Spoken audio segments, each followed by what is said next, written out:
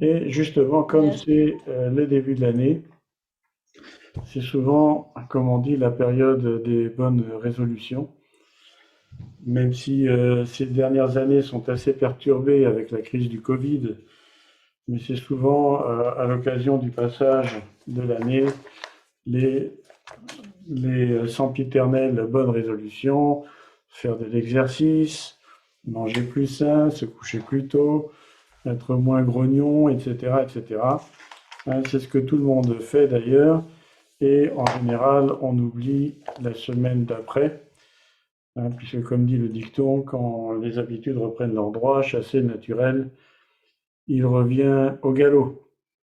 Et pour nous qui sommes chrétiens, on pourrait aussi prendre certaines bonnes résolutions, lire davantage sa Bible, prier davantage, venir plus souvent au culte, sur Rosette 37, assister aux études bibliques, n'est-ce pas, aux réunions de prière, etc., etc.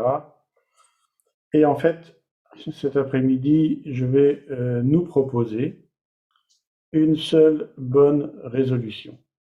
Et quand je dis nous, évidemment, c'est parce que je m'inclus dans cette bonne résolution. Et d'ailleurs, je précise qu'en fait, tout ce message, très égoïstement, je l'ai fait pour moi. Et donc, je me prêche à moi-même. Si vous vous sentez visé, c'est tout à fait involontaire. C'est surtout pour moi que je fais ce message. Et donc, en fait, cette bonne résolution que je nous propose, c'est d'être un meilleur, entre parenthèses, chrétien. Amen. Vous pouvez mettre vos micros s'il n'y a pas de bruit de fond, sinon, évidemment, s'il y a du bruit de fond, il vaut mieux le fermer. Amen. Voilà. Et alors, évidemment, la question maintenant qu'on va se poser, c'est, puisque vous me voyez venir avec mes gros sabots, qu'est-ce que ça veut dire être un meilleur chrétien? Et, corollairement, qu'est-ce que c'est qu'un chrétien? Qui c'est qui peut répondre à cette question un peu stupide? Qu'est-ce que c'est qu'un chrétien, en fait?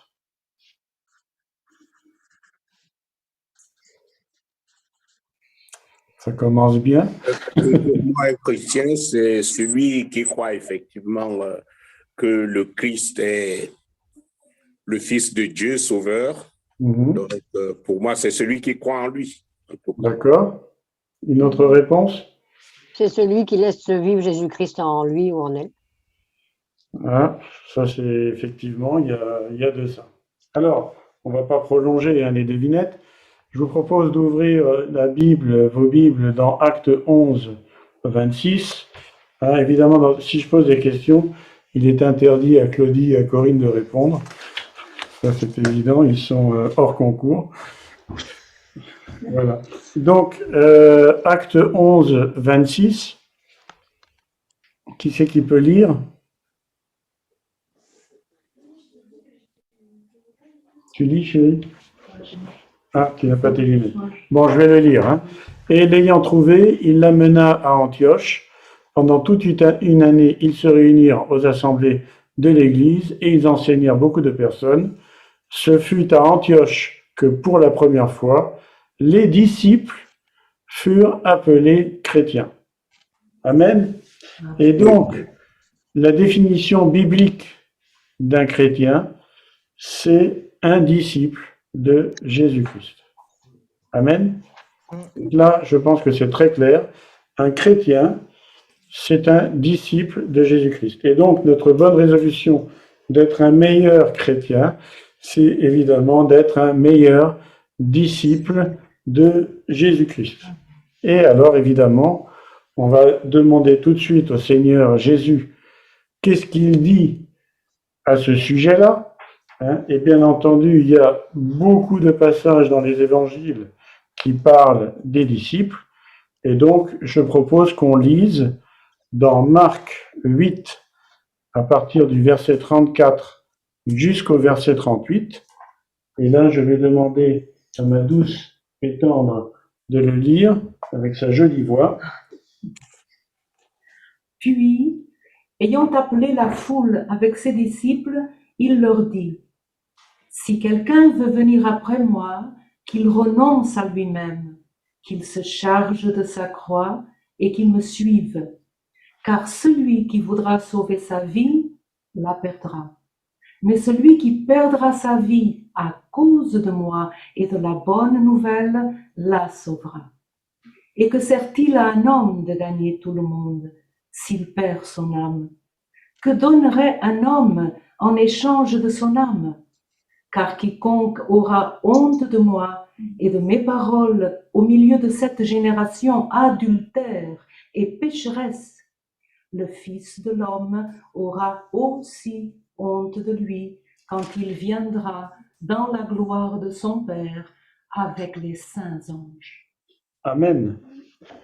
Et comme vous le voyez ici, eh bien, ce passage, je vais dire, si on est un disciple, entre guillemets, peu averti, en fait, c'est pas vraiment très, très encourageant. Et on va essayer de replacer, évidemment, ce passage dans son contexte, essayer de comprendre pourquoi Jésus dit de telles choses. Et avant, justement, de le placer dans ce contexte, je vais rajouter un verset parallèle qu'on trouve dans Luc 14, 27, où Jésus va dire à peu près la même chose, et il dit « Et quiconque ne porte pas sa croix et ne me suit pas, ne peut être mon disciple. » Alors effectivement, si on compare ce que dit Jésus avec les méthodes d'évangélisation moderne, on pourrait penser quand même qu'il y a certaines différences. On pourrait même dire un hiatus. Et surtout, ce qu'on constate, c'est que on dirait a priori que ce que dit Jésus n'a pas tellement de lien avec le discipulat. Parce qu'il dit, celui qui voudra sauver sa vie la perdra, celui qui perdra sa vie à cause de moi et de la bonne nouvelle la sauvera. Que sert-il à un homme de gagner tout le monde s'il perd son âme? Que donnerait un homme en échange de son âme? Car quiconque aura honte de moi et de mes paroles au milieu de cette génération. Bon. En fait, le contexte du passage qu'on a lu dans Marc se situe au moment où Pierre va faire cette révélation, va avoir cette révélation. Jésus demande à ses disciples, et vous, que dit-on de moi? Les disciples vont dire, il y en a qui pensent que tu es Élie, d'autres, etc., etc. Et en fait, à un moment donné, Pierre prend la parole et dit, tu es le Christ, le Fils du Dieu vivant. Et Jésus va lui répondre, tu es heureux, Simon, Bar-Jonas, fils de Jonas, car ce n'est ni la chair et le sang qui t'ont révélé ces choses, mais mon Père qui est dans les cieux. Et il va parler des clés du royaume de cieux, des portes de l'enfer qui ne prévaudront pas contre l'Église, qui est construite sur ce roc, qui est cette confession de Pierre. Et il va justement, à partir du moment où Christ se révèle être le Messie, il confirme à ses disciples qu'il est lui-même le Christ, le Fils du Dieu vivant, donc le Mashiach, le Messie, eh bien, il va donc alors expliquer à ses disciples qu'il va souffrir, qu'il va être complètement incompris de la part des spécialistes de la loi, de tous ces hauts placés au niveau de la hiérarchie de la religion juive à l'époque, et qu'il faudra qu'il souffre et qu'il sera mis à mort, et Jésus va rajouter qu'il va ressusciter le troisième jour. Et alors, qu'est-ce qui va se passer? Ce même Pierre qui avait eu cette révélation de la part du Père va lui dire, Seigneur, qu'à Dieu ne plaise, ces choses-là n'arrivent. Et là, évidemment, Pierre a une réaction totalement humaine, voire charnelle, mais j'aime pas trop ce terme parce que je trouve que ça fait un peu patois de Canaan. Et donc, là-dessus, Jésus va répliquer d'une façon très forte, voire violente, et va dire « Arrière de moi, Satan, car ce sont pas tes pensées sont des pensées des hommes, des pensées humaines, et non pas des pensées de Dieu. » Et c'est à ce moment-là que Jésus se retourne, et qu'on apprend dans Marc qu'il a d'ailleurs une foule avec ses disciples, et qui leur dit « Attention, si vous voulez venir après moi, vous devez renoncer à vous-même, vous devez vous charger de votre croix, et vous devez me suivre. » Et alors, on comprend mieux pourquoi il va dire « Car celui qui voudra sauver sa vie la perdra, mais celui qui perdra sa vie à cause de moi et de la bonne nouvelle la sauvera. » En fait, ici, Jésus fait directement allusion à son sacrifice. Et en fait, il réagit violemment et il réagit fortement parce qu'il l'entend au travers des paroles de Pierre qui sont des paroles humaines, des paroles de bienveillance, des paroles qui sont gentilles. Mais qu'est-ce qu'il va entendre? Il va entendre justement l'adversaire. Il va entendre Satan qui va lui susurrer à l'oreille les mêmes choses qu'il y avait eu, par exemple, au désert quand il a commencé son ministère. Si tu es le Fils de Dieu, ordonne à ces pierres qu'elles se transforment en pain, etc. Alors que Jésus, il va le confesser, enfin il l'a déjà confessé chronologiquement, alors qu'il est venu pour ça. Jésus est venu pour offrir sa vie. Et bien ici, il entend la voix de Pierre qui dit qu'à Dieu ne plaise. Et c'est pour ça que Jésus va dire, celui qui veut sauver sa vie la perdra. Et à quoi ça sert à un homme de gagner tout le monde s'il perd son âme? Je vous rappelle que Satan avait proposé à Jésus, si tu te prosternes devant moi, voilà, toutes ces richesses, je te les donne, etc. Hein? Et donc, il faut bien replacer ce passage dans le contexte et on comprend mieux justement la réaction forte de Jésus, car quiconque aura honte de moi et de mes paroles au milieu de cette génération adultère et pécheresse, alors le Fils de l'homme aura aussi honte de lui quand il viendra dans la gloire de son Père, puisque Jésus a annoncé que qu'il ressuscite, qu'il est le Fils de Dieu, donc il est le Messie, et comme on l'a vu dans les études bibliques, il reviendra dans la gloire de son Père, avec les saints anges, comme c'est écrit dans Daniel au chapitre 7, pour ceux qui ont suivi les études bibliques. Donc, ça c'était l'introduction, donc être un véritable disciple de Jésus, c'est premièrement renoncer à soi-même, deuxièmement porter sa croix, et troisièmement suivre Jésus. Voilà ce qu'est un disciple, voilà ce qu'est un chrétien. Je n'ai pas trouvé d'autre définition dans la Bible que ça. Alors, tous les ans, je repense à ces vœux. Être un meilleur chrétien, c'est mieux renoncer à moi-même, mieux porter ma croix et mieux suivre Jésus. Et d'ailleurs, si vous vous rappelez le message où on parlait de la porte étroite et du chemin étroit, puisqu'on va encore en parler aujourd'hui, eh bien en fait, la décision de renoncer à soi-même correspond à ce passage de la porte étroite, cette porte qui fait gémir, comme on l'avait vu il y a de cela 2 mois. Mais il ne suffit pas de passer par la porte. Le passage par la porte, ce n'est qu'un commencement, ce n'est qu'un début, et gloire à Dieu, grâce à Dieu, le Seigneur a permis qu'on discerne cette porte étroite, puisque Jésus lui-même dit dans Matthieu 7, il va dire beaucoup prennent ce chemin large et peu trouvent la porte étroite, mais grâce à Dieu, nous avons trouvé la porte étroite et nous sommes passés. Mais, évidemment, ça ne suffit pas. Concrètement, aujourd'hui, qu'est-ce que ça veut dire? Et finalement, qu'est-ce qu'il y a derrière cette petite porte étroite? Eh bien, c'est ce qu'on va étudier maintenant. D'abord, c'est ce que Jésus dit à ses disciples. Si vous voulez être vraiment mes disciples, il faut renoncer à soi-même. Mais qu'est-ce que ça veut dire, renoncer à soi-même? Alors, pour essayer de préciser tout ça, on va essayer d'abord de dire ce que ça n'est pas.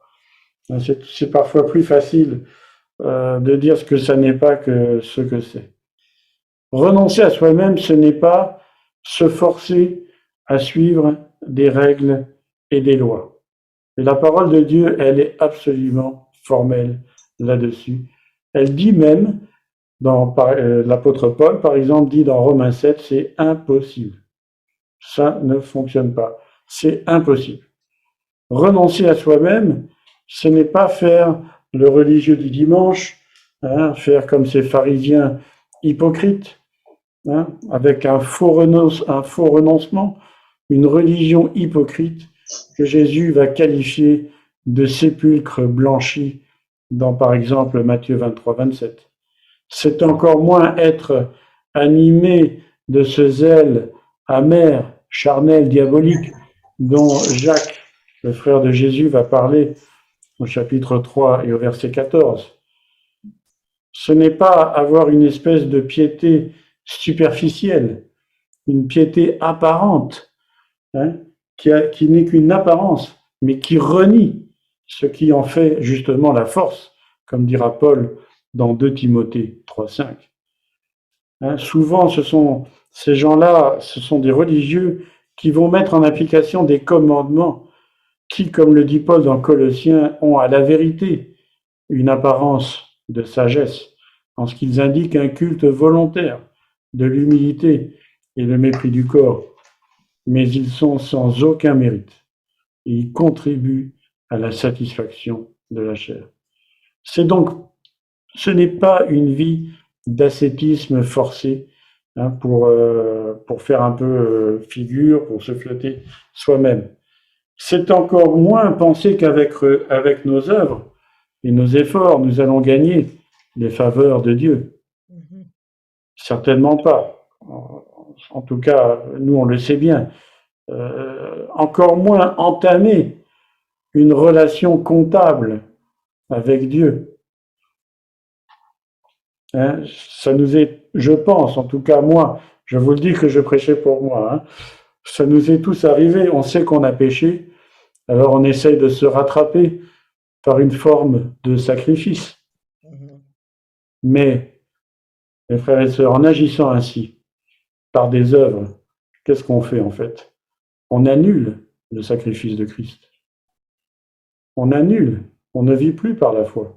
Et on annule carrément le sacrifice de Christ.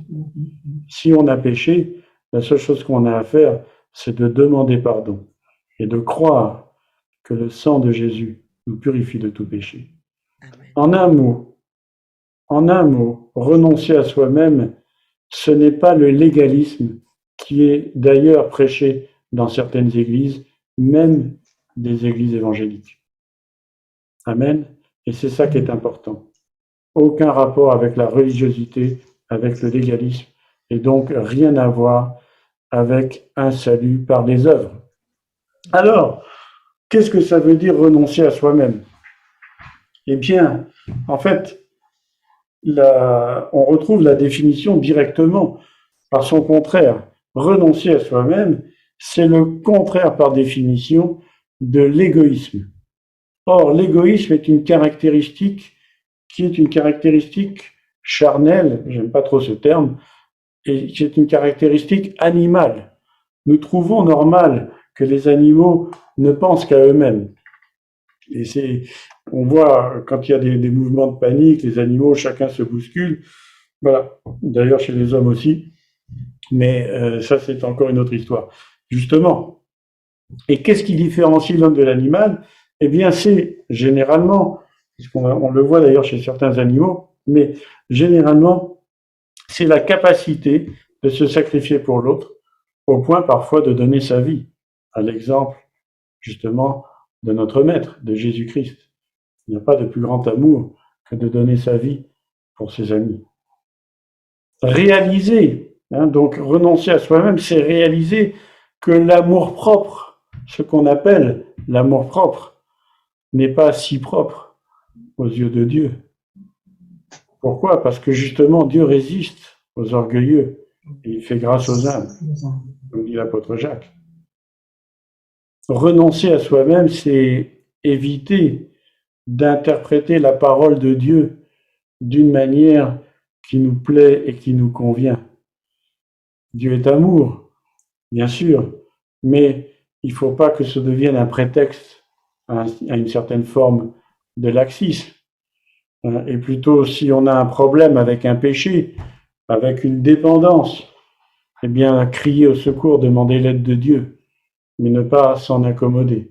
Et je sais que c'est pas facile.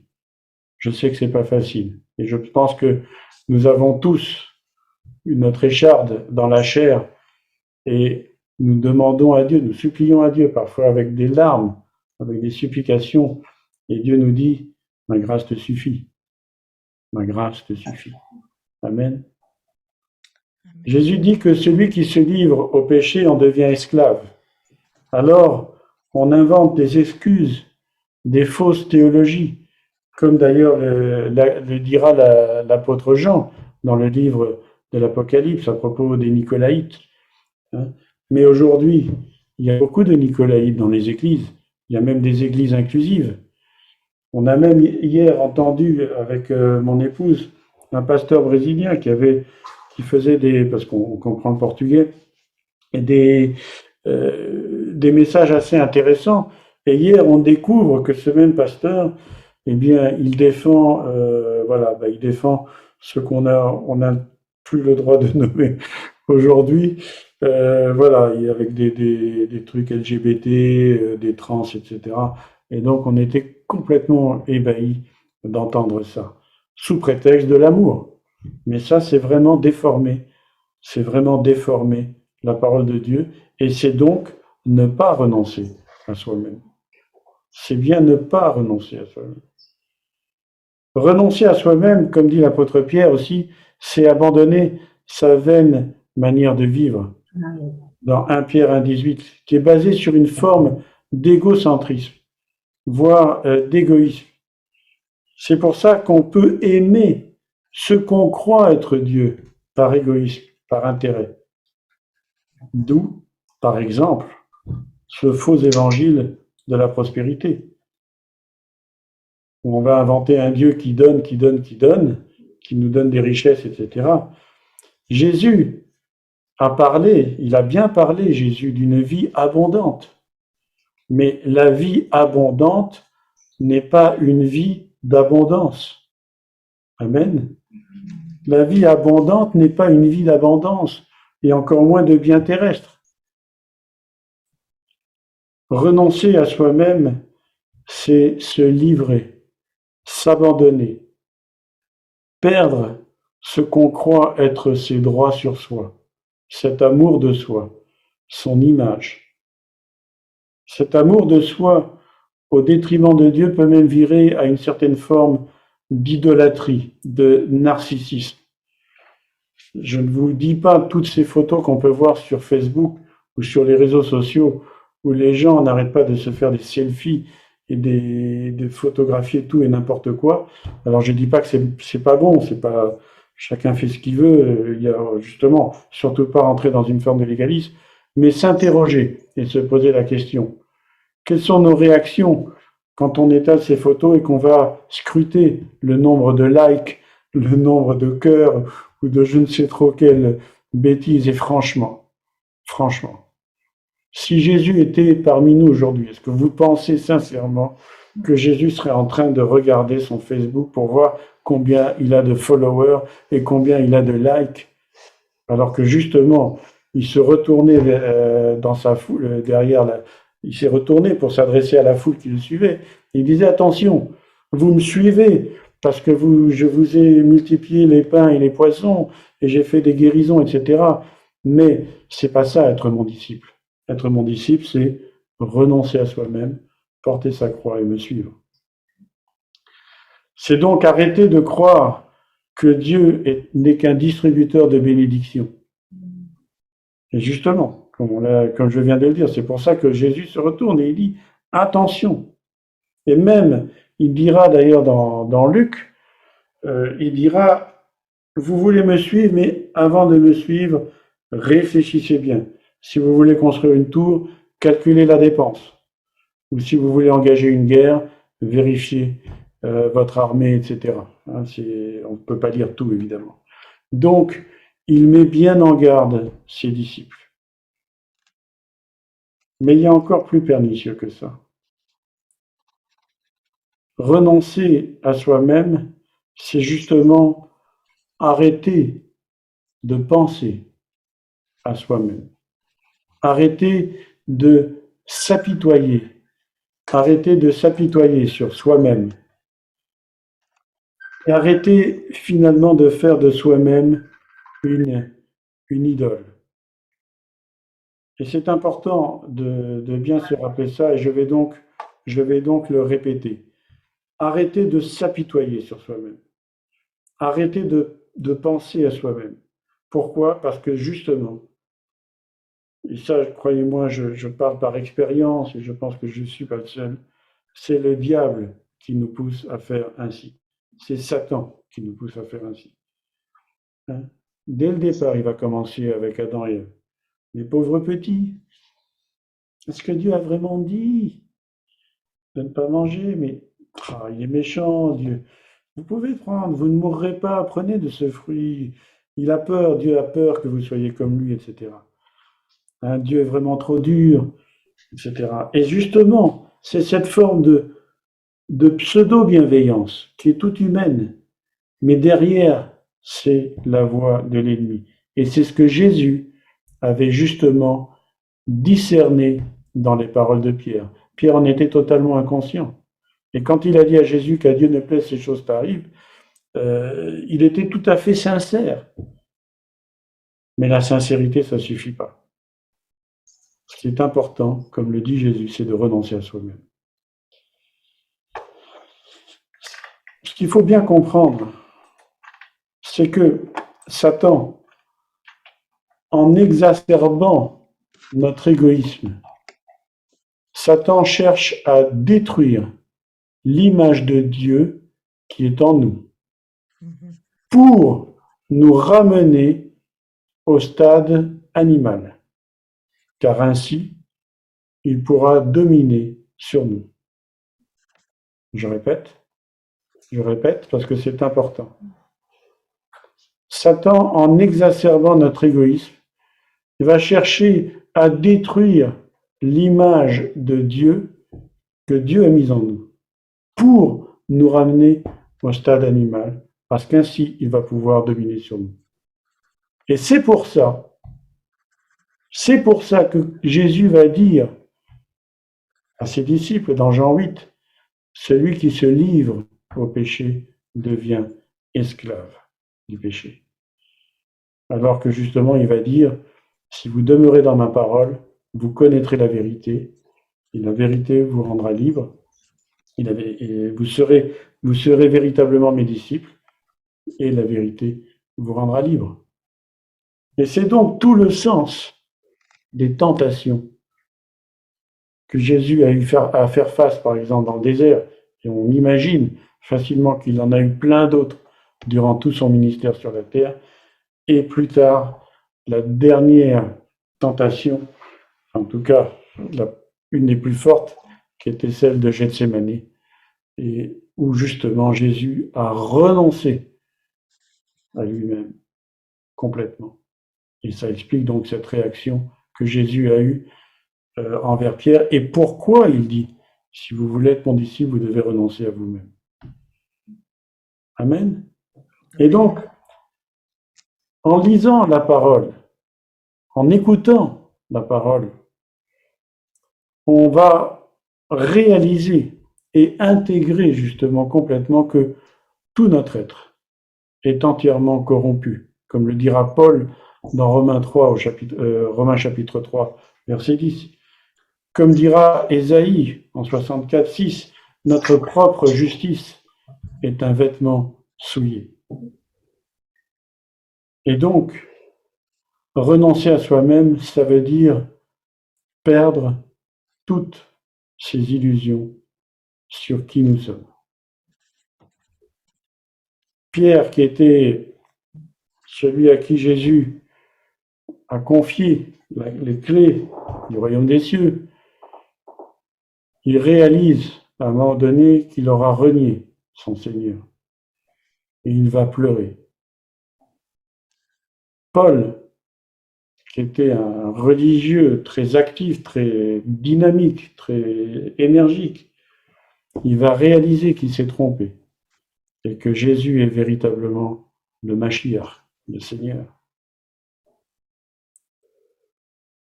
Renoncer à soi-même, c'est réaliser que nous sommes totalement incapables de suivre Jésus sans son aide. Totalement incapables. Renoncer à soi-même commence souvent par un brisement complet, où nous allons perdre toutes nos illusions sur nous-mêmes. nous allons nous apercevoir que on était complètement à côté de la plaque, même après être passé par la porte étroite. Parce que la porte étroite, c'est le désir de retourner vers Dieu. On passe par la porte étroite et on commence ce chemin qui est difficile, mais c'est un chemin souvent, je dirais même pratiquement toujours, sauf peut-être pour quelques exceptions, mais c'est certainement pas moi, ça va être des chemins de brisement et peut-être il faudra parfois plusieurs brisements pour que nous ayons perdu toutes nos illusions sur nous-mêmes, sur qui nous sommes, et que nous puissions de plus en plus nous regarder avec les yeux du Seigneur. Renoncer à soi-même, mes chers frères et sœurs, c'est un processus, c'est progressif, et ça va durer tout le temps et tout au long de notre cheminement.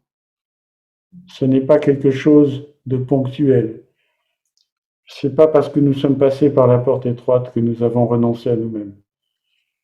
C'est le fait de passer par la porte étroite qui va nous permettre d'être en mesure de renoncer à nous-mêmes. Et c'est là que le processus va commencer. Jean le Baptiste va dire, il faut qu'il croisse et que je diminue. Renoncer à soi-même, c'est finalement, en bout du compte, réaliser qu'on ne s'appartient pas à nous-mêmes, comme dit Paul dans 1 Corinthiens 6, mais que nous avons été créés par lui et pour lui, et que nous avons été rachetés au prix de sa vie. Alléluia. Renoncer à nous-mêmes, c'est donc reconnaître sa souveraineté pour nous soumettre à sa volonté par amour. Amen. Ouais. Jésus-Christ est le Seigneur. Et c'est renoncer, le renoncement à nous-mêmes est l'expression de notre amour en retour du sien. Et d'ailleurs, pour être plus précis, il faut bien comprendre que Dieu lui-même, Dieu le Père, a le premier renoncé lui-même à une partie de sa souveraineté en nous créant libres. Amen. Il a renoncé lui-même à une partie de sa souveraineté en nous créant libres. Et il l'a fait par amour pour nous, en prenant tous les risques afin d'entretenir une relation d'amour avec nous. Amen. Adam avait péché, justement, en utilisant à tort cette liberté et en désobéissant. Et Jésus, qui est le nouvel Adam, qui est le dernier Adam, nous invite à dire en toutes circonstances, puisqu'il nous invite à le suivre, à dire, Père, non pas ma volonté, mais ta volonté. Amen. Jésus lui-même, Fils de Dieu, a renoncé à lui-même. Philippiens 2, 5, 8. Ayez en vous les sentiments qui étaient en Jésus-Christ, lequel, existant en forme de Dieu, n'a point regardé comme une proie arrachée d'être égal avec Dieu, mais s'est dépouillé lui-même, en prenant une forme de serviteur, en devenant semblable aux hommes, en ayant paru comme un seul homme, un simple homme. Écoutez bien maintenant. Il s'est humilié lui-même, se rendant obéissant jusqu'à la mort, même jusqu'à la mort de la croix. Et c'est ça que Jésus a dit à Pierre. Et c'est ça que Jésus a dit aux disciples dans ce passage que nous avons lu dans Marc 8. Et tout, comme cette obéissance a conduit Jésus à la croix, eh bien, notre obéissance en tant que disciple nous conduit à porter notre propre croix. Amen. Et porter notre croix, ça vient au fur et à mesure de notre renoncement. Et si on voulait utiliser une image, on pourrait dire que quand on passe au travers de la porte étroite, peut-être la première chose qu'on pourrait voir, qu'on pourrait discerner, ça n'a pas été mon cas, et je pense que c'est peut-être pas le cas, mais c'est une image. Peut-être la première chose qu'on pourrait voir, ce serait justement la poutre, la croix que nous devons porter. Et porter sa croix correspond justement à ce chemin difficile. On entend souvent dire, de la part de certaines personnes qui affrontent des épreuves, des difficultés dans la vie, « Ah, c'est la croix que je dois porter ». Mais en fait, comme nous le savons, cette interprétation n'est pas correcte. Porter sa croix, c'est accepter d'être humilié. À l'image de Christ, c'est de suivre le Maître. C'est subir les conséquences de notre renoncement. Accepter de subir l'opprobre de la bonne nouvelle. Et d'ailleurs, Jésus, dans l'Évangile selon Luc, nous invite dans Luc 9, 23 à porter sa croix tous les jours. Et Paul dira, je n'ai pas honte de l'Évangile, c'est une puissance de Dieu pour le salut de quiconque croit. Combien de fois on pourrait être tenté de cacher sa foi pour obtenir un travail, par peur qu'on se moque de nous, ou pire, de renier ses convictions en faisant des compromis pour obtenir un travail. Eh bien, la personne qui refusera de renier ses convictions, qui refusera de faire des compromis, eh bien, d'une certaine façon, elle porte sa croix en tant que fidèle disciple du Seigneur. Et ça, comme on dit, ça lui sera porté en crédit. C'est quelque chose, c'est un petit bijou, une petite pointe qui sera sur sa couronne. Et nous en connaissons, des personnes qui ont refusé un joli poste de travail pour ne pas renier, et qui portent sa croix. Et Jésus dit, heureux serez-vous lorsqu'on vous outragera, qu'on vous persécutera, qu'on vous dira faussement de vous toutes sortes de mal à cause de moi. Réjouissez-vous et soyez dans l'allégresse, parce que votre récompense sera grande dans les cieux, car c'est ainsi qu'on a persécuté les prophètes qui ont été avant vous. Et c'est pour ça, je termine sur le passage qu'on avait lu dans Marc 8, c'est pour ça que Jésus dit, dans Marc 8 au verset 38, pour terminer la lecture de notre passage, « Car quiconque aura honte de moi et de mes paroles au milieu de cette génération adultère et pécheresse, le Fils de l'homme aura aussi honte de lui quand il viendra dans la gloire de son Père avec les saints anges. » Et donc, le troisième point, c'est suivre Jésus. Mais suivre Jésus pour aller où? Eh bien, si nous portons notre croix, c'est à l'instar de Jésus pour y être crucifié. Je sais que ce n'est pas très rigolo aujourd'hui, mais vous allez voir que ça va s'arranger quand même à la fin. À la lumière de ce qui précède, il faut bien comprendre qu'on ne peut pas porter sa croix si on n'a pas renoncé à nous-mêmes. Mais ce renoncement à soi-même conduit à la mort à soi-même par cette croix qu'on porte. L'apôtre Paul dit dans Galates 5, « Je dis donc, marchez selon l'esprit, et vous n'accomplirez pas les désirs de la chair.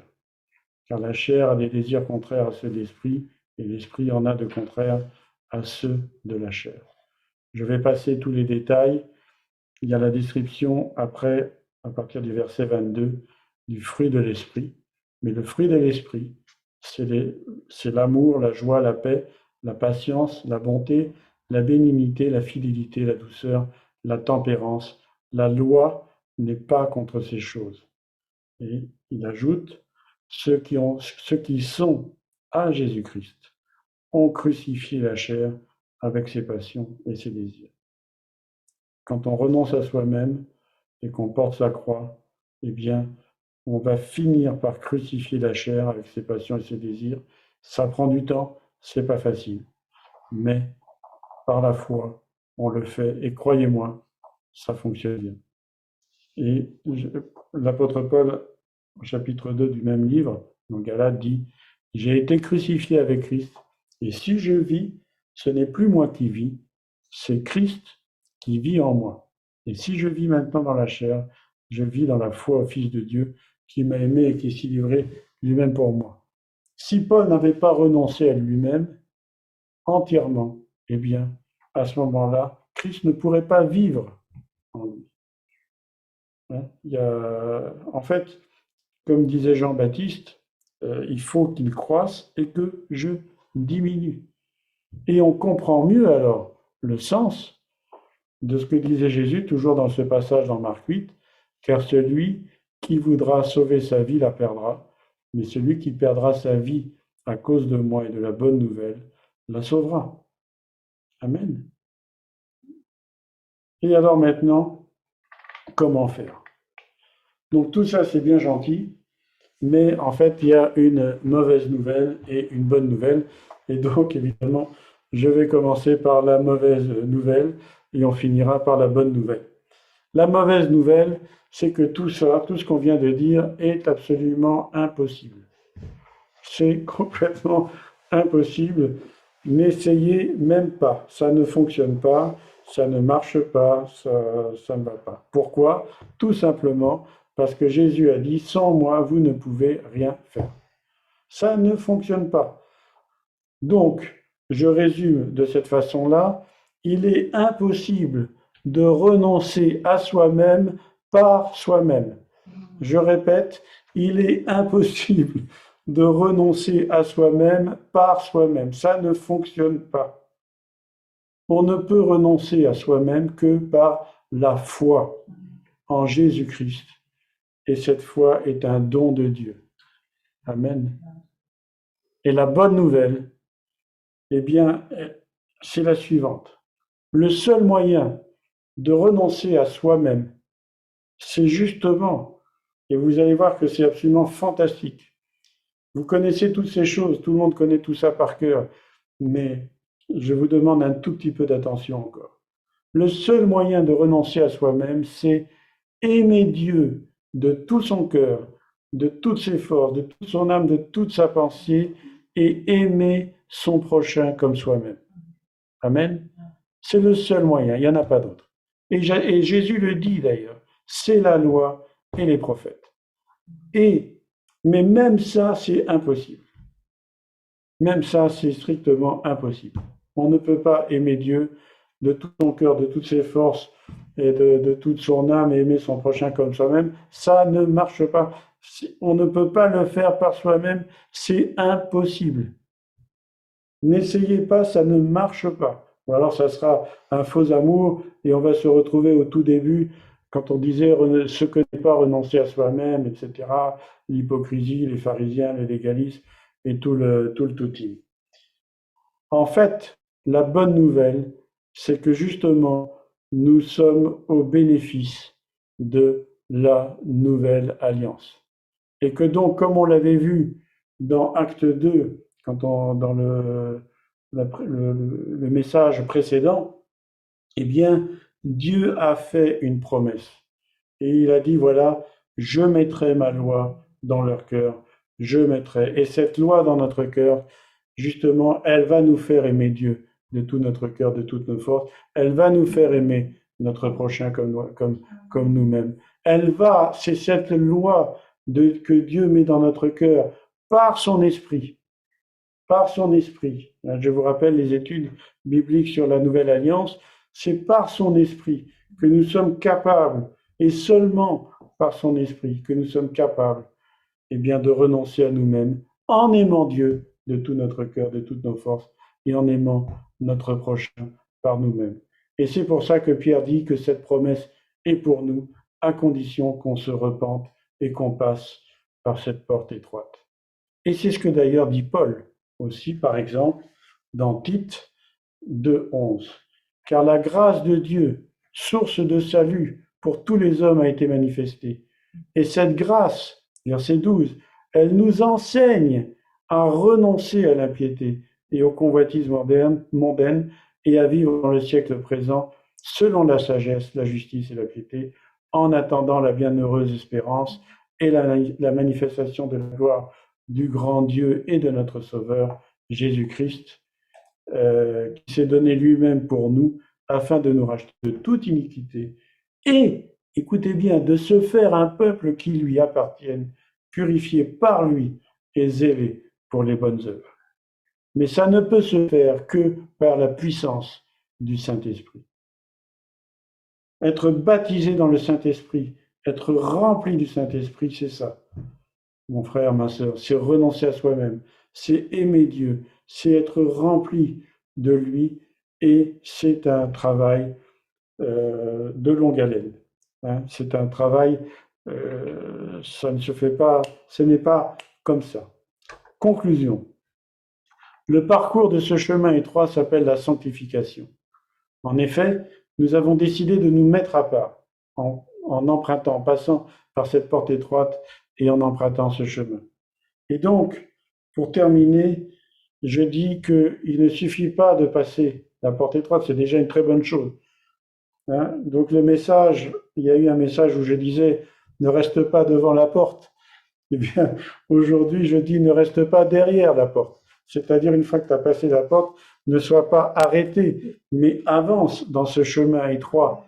Avance dans ce chemin étroit, tu vas découvrir la croix, il faudra la porter quand même, renoncer à toi-même, et tu vas voir, les choses vont être absolument fantastiques. C'est notre absence de renoncement. C'est notre absence de renoncement à nous-mêmes qui empêche le Saint-Esprit d'agir dans nos vies et qui donc empêche le réveil. C'est cette absence de renoncement qui est susurrée, je rappelle, par l'ennemi, qui veut qu'on s'apitoie sur soi-même. Mais je vous rappelle, on l'a lu, nous ne nous appartenons plus à nous-mêmes. Le commencement véritable de la vie chrétienne, c'est le renoncement à soi-même. C'est se dépouiller, comme on l'a lu. C'est de dire, ce n'est plus moi qui vis, mais Christ qui vit en moi. Et ça va engendrer une obéissance instantanée à cette voix du Saint-Esprit. Et quand toutes ces conditions sont remplies, eh bien, le Saint-Esprit peut vraiment entièrement nous remplir. Nous vivons dans une plénitude, avec pour conséquence une paix et une joie, quelles que soient les circonstances, même lorsqu'on traverse des épreuves terribles. Je vous donne comme exemple Paul et Silas, qui chantaient à la prison de Philippe, alors qu'ils auraient pu se plaindre. Et je suis certain que le diable a dû leur dire à l'oreille de Paul ou de Silas, vous voyez, vous avez voulu servir le Seigneur, regardez, le Seigneur il vous a même pas protégé, Paul a été lapidé, vous êtes en prison, vous êtes dans les chaînes, et pourtant ils chantaient des louanges à Dieu. Ils étaient remplis du Saint-Esprit, ils glorifiaient le Seigneur comme c'est pas possible, à tel point qu'il y a eu un tremblement de terre, et que les chaînes ont volé, que les prisonniers ont tous été libérés, et pourtant aucun ne s'est échappé. C'est ça, être rempli du Saint-Esprit, c'est ça, renoncer à soi-même pour suivre, c'est ça, être un véritable disciple.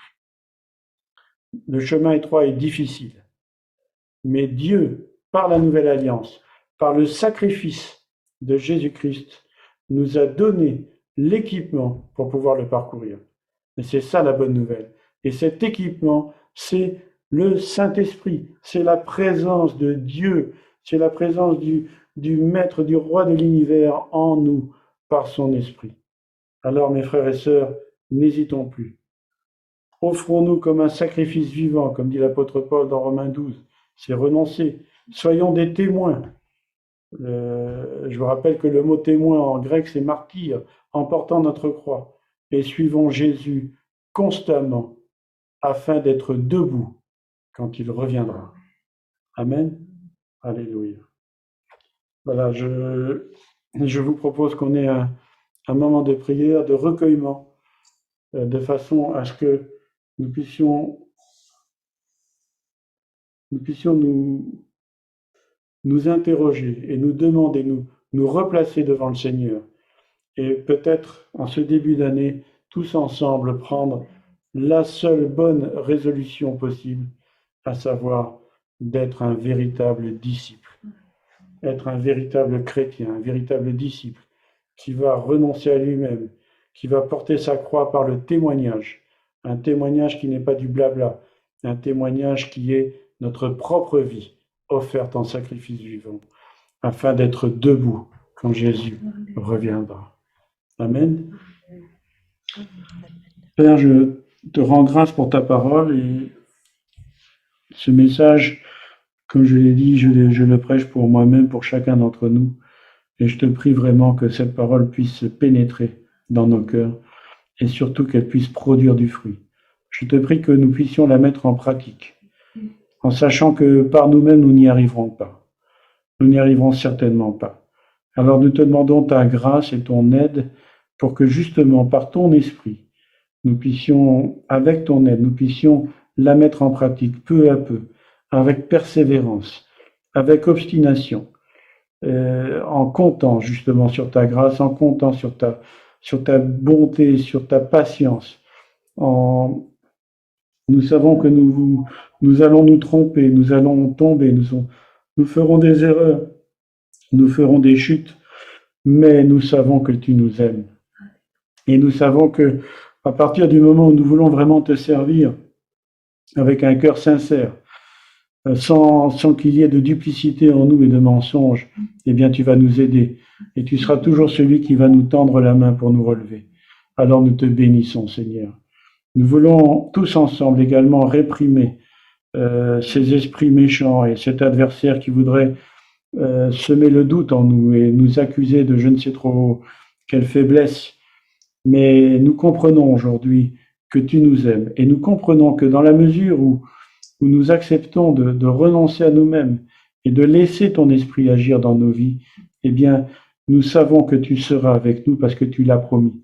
C'est toi qui le dis, c'est ta parole, et ta parole, c'est la vérité. Ta parole, elle est vraie, et nous l'expérimentons chaque jour. Je te prie pour que chacun de nous, ici présents, qui avons entendu cette parole, que ceux qui l'entendront peut-être sur Internet, eh bien, je te prie que cette parole produise son effet, qu'elle transforme avec puissance et qu'elle relève, qu'elle